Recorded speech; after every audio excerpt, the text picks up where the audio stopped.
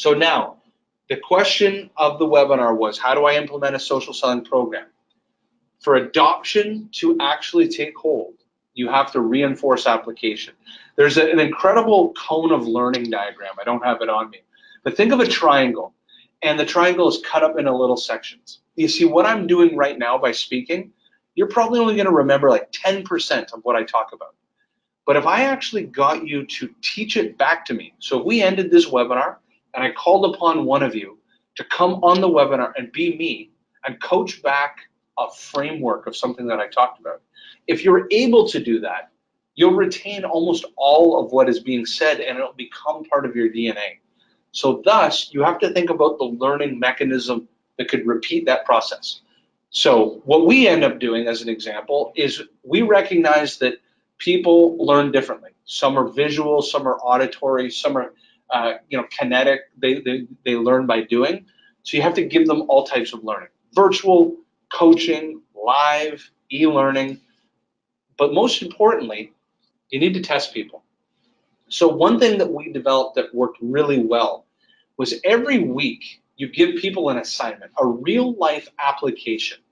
So as an example, if you went on my LinkedIn profile today, I was at a company in Toronto called Intellects, and we gave them an assignment. And the assignment was that last week they needed to select a new account. Each seller had to select a new account to go after based on a social selling concept called the sphere of influence. Means like what accounts have the greatest social proximity around your existing customer base.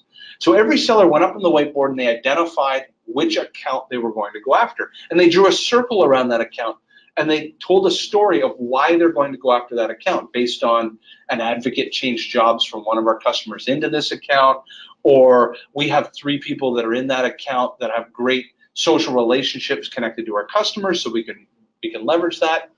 And then we actually practiced engaging them. We made videos. That's an example of an application. You can't just ask people to do things. You've got to have them to teach it back to you, have them apply it. So then what do?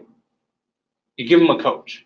Give them somebody that they can continue to ping ideas off of, more resources to learn from, and then ultimately keep practicing that application.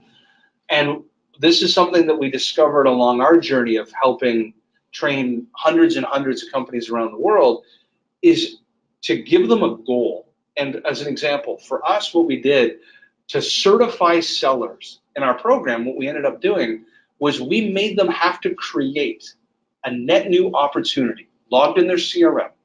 And they have to then develop a storyboard around it and present it back to their leaders just to become certified. So what it did is it forces sellers to learn a new concept, practice it, learn a new concept, practice it. They build upon these practicings until they could actually create a new conversation, book a meeting, start a discovery call, and actually create an opportunity, all from social selling. And because you built these little staircases of learning to getting to an outcome. The outcome is like pipeline creation.